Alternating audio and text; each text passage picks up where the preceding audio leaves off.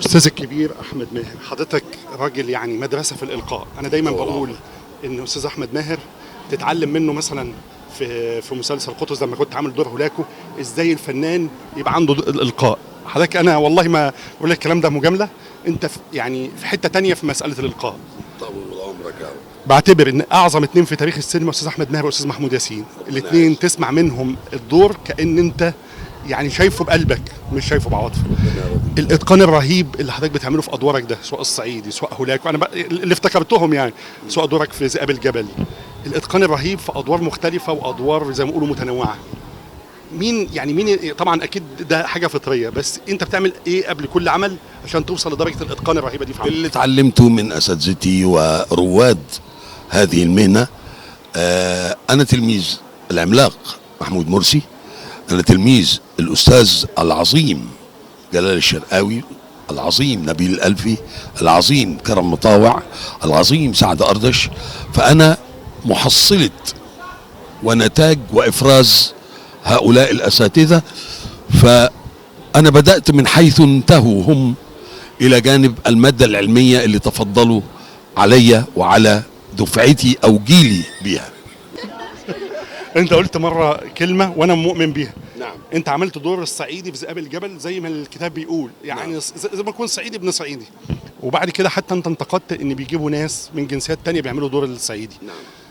طيب حضرتك في الادوار اللي اتعملت في الفتره الكبيره بتاعت الصعايده دي، شايف استاذ احمد ماهر ايه الدور اللي كان نفسه يعمله، او بمعنى اصح الدور ده لو كان عمله كنت يعني اوسكار اكيد، يعني لان انا عارف ان انت راجل متقن لكل ادوار.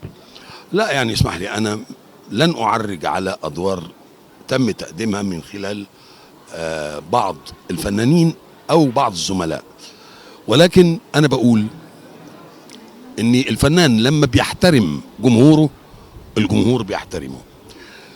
يعني أنا في حل من ذكر اسم ضخم جدا تعامل مع اللهجة البورسعيدية باستخفاف، فبرغم عظم هذا الاسم وثقله ومساحته في حياتنا الفنية، إلا أنه هوجم هجوم شرس من البورسعيدية.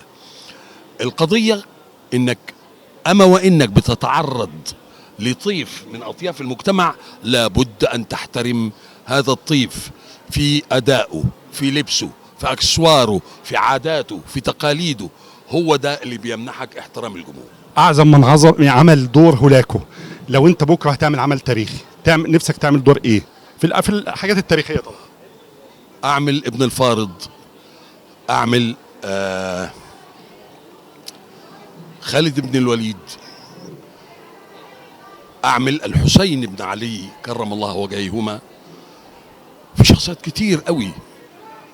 أعمل القعقاع ابن عمرو اللي قال عليه أمير المؤمنين أنه جيش بأكمله وأنه رجل ب1000 رجل.